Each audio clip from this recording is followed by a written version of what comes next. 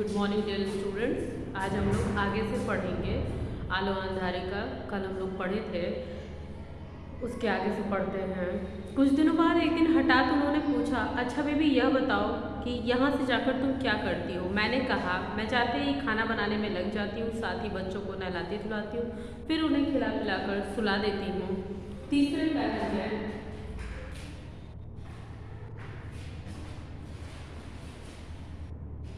तीसरे पहर में जो है कि थोड़ा घूमती फिरती हूँ। शाम को संध्या पूजा करके उन्हें पढ़ने के लिए बैठा देती हूँ। रात में फिर उन्हें खिलाना पिलाना सुलाना और सवेरे जल्दी से यहाँ के लिए निकल पड़ना। बस यही है मेरे सारे दिन का काम।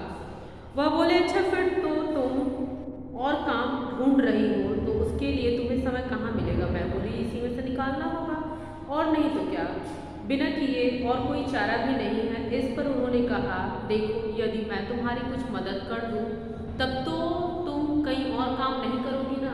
कहती है कि एक दिन उन्होंने अचानक से पूछा कि बेबी जो है कि अच्छा बताओ यहाँ से जाकर तुम क्या करती हो। तो उन्होंने कहा कि मैं यहाँ से जाते ही खाना बनाती हूँ, बच्चों को खिलाती पिलाती हूँ, फिर उसके बाद से उनको नहलाती धुलाती हूँ और सुला देती हूँ। तीसरे पहर में उठती हूँ, थोड़ा घूमती फिरती हूँ, फिर शाम को संध्या पूजा करके उनको पढ़ाने बैठाती हूँ, फिर रात में उन्हें खिलाना पिलाना सुलाना और सवेरे जल्दी उठ के यहाँ निकलती हूँ। तो बोलते हैं कि अच्छा ठीक है, मतलब ये सारे दिन का काम है, तो फिर तुम काम ढूंढ रही हो, उसके लिए कैसे टाइम मिलेगा। तो कहती है कि मैं इसी में से निकाल लूँगी टाइम। तो बोलते हैं कि अच्छा मैं तुम्हारी कुछ मदद कर दूँ तो क्या तुम वो काम नहीं करोगे फिर। तो उनकी बात सुन मैं सोचने लगी, वह मेरा कितना ख्याल रखते हैं, कितना मुझे चाहते हैं। उन्होंने फिर पूछा, तुम क्यों, क्या हुआ, तुमने कुछ बताया नहीं, क्या सोच रही हो। मैं बस कुछ भी तो नहीं कहकर चुप हो गई। उन्होंने कहा, देखो बेबी तुम समझो कि मैं तुम्हारा बाप, भाई, माँ, बंधु सब कुछ हूँ। यह कभी मत सोचना कि यहाँ तुम्हारा कोई नहीं है। तुम अपनी सारी बातें मुझे साफ साफ बता सकती हो, मुझे बिल्कुल भी बुरा नहीं लगेगा। थोड़ा थोड़ा रुक कर उन्होंने फिर कहा, देखो मेरे बच्चे तुम्हें ताकत कहते हैं मुझे, और तुम भी मुझे वही कहकर बुला सकती हो। कहते हैं कि ये सोचने लगती है कि मेरा कितना ख्याल रखते हैं तातुश और कितना चाहते हैं। फिर उन्होंने पूछा कि क्यों, क्या हुआ, तुमने कुछ बताया नहीं, क्या सोच रही हो। मैं बस कुछ भी तो नहीं कहकर चुप हो गई। उन्होंने कहा, देखो बेबी तुम समझो कि मैं तुम्हारा बाप हूँ, भाई हूँ, बंधु हूँ, सब कुछ हूँ, और यह कभी मत सोचना कि यहाँ तुम्हारा कोई नहीं है और तुम अपनी सारी बातें मुझे साफ साफ बता सकती हो। मुझे बिल्कुल भी बुरा नहीं लगेगा। थोड़ी देर उन्होंने रुक कर कहा, देखो मेरे बच्चे मुझे तातुश बुलाते हैं, तुम भी यह कहकर बुला सकती हो। वही तुम्हारे जो है कि तातुश कहकर उन्हें बुलाती तो वह बहुत खुश होते और कहते तुम मेरी लड़की जैसी हो। और कहीं कि उस दिन से मैं उन्हें तातुश बुलाने लगी और मैं जब उनको तातुश कह के बुलाती तो बहुत खुश होते और कहते कि तुम मेरी लड़की जैसी हो। और कभी यह मत सोचना, कहते हैं कि इस घर की लड़की हो, और यह कभी मत सोचना कि तुम पराई हो। वहाँ कोई भी मेरे साथ पराई जैसा व्यवहार नहीं करता। तातुश के 3 लड़के थे, उस समय तक मैंने एक ही को देखा था और वह उनका सबसे छोटा लड़का था। उसके मुंह में जैसे जबान ही नहीं थी। मैं किचन में ही काम कर रही होती तब भी चाय बनाने के लिए मुझसे नहीं कह स्वयं अपनी चाय बना लेता। उसकी आदत ही थी कम बोलने की, मुझसे तो क्या वह किसी से भी ज़्यादा बात नहीं करता। तातुश ने एक दिन बताया कि उनका बड़ा लड़का आ रहा है। उन्होंने कहा, मेरा बड़ा लड़का माने तुम्हारा बड़ा भाई। तातुश की इस तरह की बातें सुन मुझे बहुत अच्छा लगा। मैं सोचती कि सचमुच ही वह मुझे बहुत चाहते हैं। और कहती है कि बोलते हैं कि तुम मेरी लड़की जैसी हो, इस घर की लड़की हो, कभी अपने आप को पराया मत समझना। और जो है कि मेरे साथ वहाँ पे पराया जैसा व्यवहार भी नहीं कोई करता था। तातुश के 3 लड़के थे, जिसमें से एक को इन्होंने देखा था, वो कम बोलता था। कहती है कि इतना कम बोलता था कि यहाँ तक कि चाय भी बनाने के लिए वो किचन में मैं होती तो भी वो मुझसे नहीं कहता, खुद ही चाय बना लेता स्वयं ही। उसकी आदत थी कम बोलने की। और एक दिन तातुश ने बताया कि बड़ा लड़का आ रहा है, मीन्स तुम्हारा बड़ा भाई। तातुश की इस तरह बातें सुन के इनको सचमुच लगता इनको अनुभव होता कि तातुश इनको कितना मानते हैं। 2 दिन बाद मैं सवेरे काम कर रही थी तो तातुश ने बुलाकर कहा, बेबी तुमने क्या घर बदल दिया। मैंने कहा हाँ। तो वह बोले, तुमने घर बदला और मुझे बताया तक नहीं। मुझे चुप देखकर उन्होंने कहा, यह तुमने ठीक नहीं किया बेबी। मैंने सोचा सचमुच ही मुझसे भूल हो गई, एक बार बताना तो चाहिए था। मेरे न बताने से उन्हें दुख हुआ है यह तो मालूम पड़ गया, लेकिन यह समझ में नहीं आया कि उन्हें पता कैसे चला। उन्होंने स्वयं यह कहकर बात साफ कर दी कि सुनील ने उन्हें बताया। मैं अभी सोच रही थी कि सुनील को कहाँ से पता चला होगा। तातुश ने फिर कहा, सुनील तुमसे मिलने तुम्हारे पुराने घर गया था, वहाँ तुम्हें न देख उसने आसपास के लोगों से पूछा तो पता चला कि तुम और कहीं चली गई हो। कहती है 2 दिन बाद मैं सुबह काम कर रही थी, तातुश ने बुलाकर कहा कि क्या तुमने घर बदल दिया है? तो इन्होंने कहा हाँ। तो बोलते हैं कि तुमने घर बदला और मुझे बताया तक नहीं। तो मैं चुपचाप सोचने लगी कि मैंने ये गलत किया, मुझे बताना चाहिए था। फिर मैं सोचने लगी इनको कैसे पता चला। तो उन्होंने पहले ही कहा कि सुनील ने मुझे बताया है, और फिर मैं सोची कि सुनील को कैसे पता चला। तब तक वो फिर बोले कि सुनील तुम्हारे घर गया था पुराने और पता चला कि तुम वहाँ नहीं रहती हो, आसपास पूछा तो। और कहते हैं कि तातुश ने आगे बताया कि सवेरे का दूध लेने गए थे तो वहाँ सुनील मिल गया। उन्हें देख सुनील ने पूछा, बेबी क्या आपके यहाँ काम नहीं करती है? तातुश के पूछने पर कि वह ऐसा क्यों सोच रहा है, सुनील ने कहा बेबी अब वहाँ नहीं रहती जहाँ पहले रहती थी, इसलिए मैंने सोचा कि वह शायद अब आपके पास नहीं है। तातुश मुझसे बोले, सुनील नहीं बताता तो मुझे कुछ पता भी नहीं चलता। मुझे सुनकर बहुत बुरा लगा। मैंने सोचा सचमुच मुझसे अन्याय हुआ है। कहते हैं फिर बताते हैं, मैंने सोचा कि सुनील कैसे मिला होगा। तो बताते हैं मैं दूध देने गया था तो वो वहाँ मिला। बोला कि बेबी वहाँ काम नहीं करती है। तो मैंने बोला कि नहीं बेबी काम तो करती है, ऐसा क्यों? तो बोलते हैं कि कहीं और जहाँ वहाँ नहीं रहती। तो मुझे सोचा कि वो काम भी नहीं करती। आप क्या? तातुश बोले सुनील से कि मुझे बताया तो नहीं पता। और कहते हैं बेबी से कि अगर मुझे सुनील नहीं बताता तो मुझे पता भी नहीं चलता। और ये सुनकर इनको बुरा लगता है कि इनसे अन्याय हुआ, इनको तातुश को जरूर बताना चाहिए था। और वह थोड़ी देर में मेरे चेहरे की ओर देखते रहे, फिर पूछा अभी जब मैंने तुम्हें बुलाया तो तुम क्या कर रही थी? मैंने बोला ऊपर डस्टिंग कर रही थी। वह बोले तो जाओ अपना काम करो। मैं डस्टिंग करने ऊपर चली गई। वहाँ एक कमरे में 3 अलमारियाँ किताबों से भरी थी। उन्हें देखकर हमेशा मेरे मन में यह बात उठती कि उन्हें कौन पढ़ता होगा। उनमें मंगला की भी काफ़ी किताबें थीं। कभी कभी मैं 2-1 किताबें खोल कर भी देखती। एक दिन मैं उसी कमरे में डस्टिंग कर रही थी कि तातुश वहाँ पहुँच गए। उन्होंने देखा कि मैं बंगला की कोई किताब उलट पलट रही हूँ। उस दिन उन्होंने मुझसे कुछ नहीं कहा।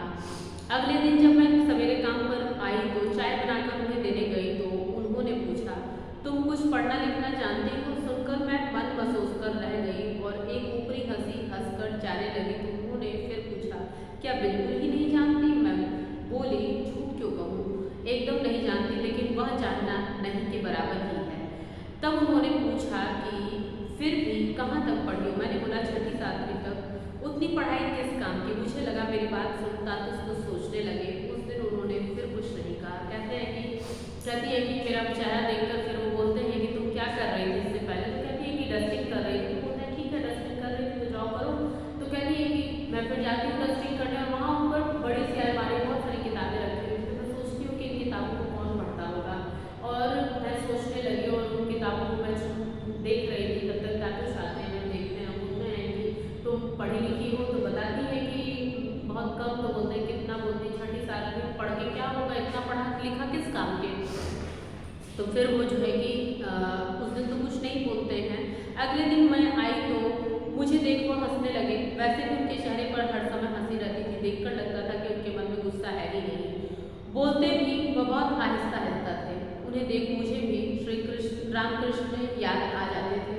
मैं उनसे बातें करने लगी तो फिर वहाँ से उठने की मेरी इच्छा नहीं होती। और एक बार बातें शुरू हुई नहीं कि इधर उधर की न जाने कितनी बातें मुझे बताने लगते। मैं तातुश के पास खड़ी यही सब सोच रही थी कि हठात वो बोले अच्छा बेबी तुम्हें किसी लेखक का नाम याद है? मैंने उनकी तरफ देख हंसते हुए झट से कहा हाँ कई तो हैं, जैसे रविन्द्रनाथ टैगोर, काजी नजरुल इस्लाम, शरदचंद्र, सत्येंद्रनाथ दत्त, सुकुमार राय। मैंने इन लोगों के नाम लिए तो पता नहीं क्यों तातुश मेरे सिर पर हाथ रख मुझे आश्चर्य से ऐसे देखने लगे जैसे उन्हें विश्वास ही नहीं हो रहा। और कुछ क्षण बाद वो बोले तुम्हें पढ़ने लिखने का शौक है? मैंने कहा शौक होने से भी क्या, पढ़ना लिखना तो अब होने से रहा। कहती है कि अगले दिन मैं आई तो मुझे देखकर हंस रहे थे। ऐसे भी उनके चेहरे पर हमेशा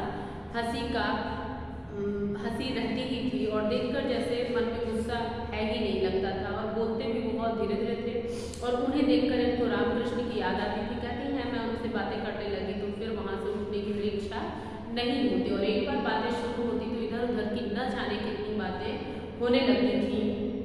मैं तातुश के पास पास खड़ी यही सब सोच रही थी कि हठात वह बोले, अच्छा बेबी, तुम्हें किसी लेखक का नाम याद है? तो ये जल्दी से रविन्द्रनाथ टैगोर और काजी नजरुल इस्लाम, शरतचंद्र, सत्येंद्रनाथ सुकुमार राय, ऐसे बहुत सारे नाम वो गिना देती है। तो ये इनके सिर पे हाथ रख के कहते हैं कि तुमको पढ़ने लिखने का शौक है? तो कहती है शौक होने से क्या होता है, पढ़ाई लिखाई तो अब बस की रही नहीं। उन्होंने कहा होगा क्यों नहीं, मुझी को देखो, अभी तक पढ़ता हूँ, तुम्हें क्या पता नहीं मैंने इतनी किताबें क्यों छोड़ रखी हैं?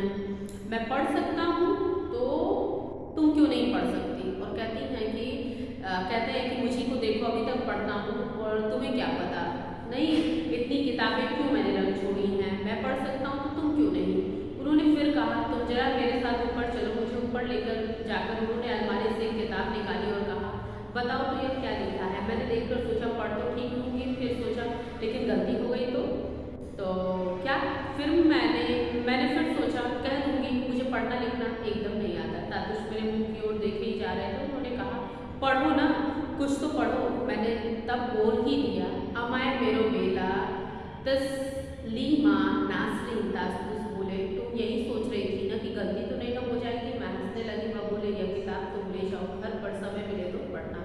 और कहती है कि उसी टाइम वो इनको फिर बुक स्टोर ले जाते हैं और वहाँ से किताब उठा के देते हैं, बोलते हैं पढ़ो। ये सोचती हैं कि पढ़ूंगी तो कोई गलती ना हो जाए, इसलिए शांत रहती हैं, लेकिन वो बोलते हैं कि पढ़ो। तब ये पढ़ती हैं और फिर तातुश बोलते हैं कि तुम सोच रही थी ना कि कहीं तुमसे कोई गलती ना हो जाए, इसीलिए नहीं पढ़ रही थी। तो ये हंसने लगती हैं। तो फिर वो ये किताब इनको उठाकर देते हैं, बोलते हैं घर लेके जाओ, इसको तुम टाइम मिले तो पढ़ना।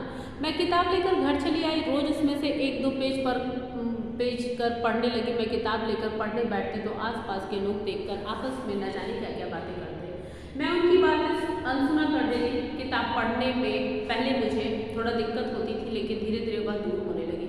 किताब पढ़ना मुझे बहुत अच्छा लगता था। कुछ दिनों बाद तातुश ने एक दिन पूछा तुम जो किताब ले गई थी उसे ठीक से पढ़ तो रही हो? मैंने कहा हाँ। तो वह बोले मैं तुम्हें एक चीज़ दे रहा हूँ, तुम उसका इस्तेमाल करना, समझना कि वह भी मेरा ही काम है। मैंने पूछा कौन सी चीज़? तातुश ने एक लिखने का टेबल के ड्रॉर से एक पेन और कॉपी निकाली और बोले इस कॉपी में तुम लिखना। लिखने को तुम अपनी जीवन कहानी भी लिख सकती हो। वो संभालने के बाद से अब तक की जितनी भी बातें तुम्हें याद आए सब इस कॉपी में रोज़ थोड़ा थोड़ा लिखना। पेन और कॉपी हाथ में लिए मैं सोचने लगी इसका तो कोई ठिकाना नहीं कि जो लिखूंगी वह कितना गलत या सही होगा। तातुश ने पूछा क्यों, क्या हुआ? क्या सोचने लगी? मैं चौंक पड़ी। फिर बोली सोच रही थी कि लिख सकूंगी या नहीं। वह बोले जरूर लिख सकोगी, लिख क्यों नहीं सकोगी, जैसे बने वैसे लिखना। कहती है कि मैं किताबें लेके घर चली आती हूँ और रोज़ 1-2 पेज पढ़ने लगती हूँ। अगल बगल की औरतें देखकर ना जाने क्या क्या बातें करने लगती थी। तो फिर जो है कि एक दिन पूछते हैं तातुश की कि तुम वो किताब जो ले गई थी उसको पढ़ती हो कि नहीं पढ़ती हो? तो कहती है कि हाँ रोज़ थोड़ा थोड़ा पढ़ती हूँ। तो कहते हैं ठीक है। कहते हैं एक चीज़ और मैं तुम्हें दे रहा हूँ, उसको भी मेरा काम समझ के तुम करना। और ड्रॉर में से पेन और कॉपी निकाल के इनको देते हैं, बोलते हैं कि रोज़ तुम कुछ थोड़ा थोड़ा लिखना। और कहती है कि मैं लिख पाऊँगी? तो कहते हैं क्यों नहीं लिख सकोगी, तुम ज़रूर लिख सकोगी। और इनको उठाकर दे देते हैं, बोलते हैं जैसे बने वैसे तुम लिखना।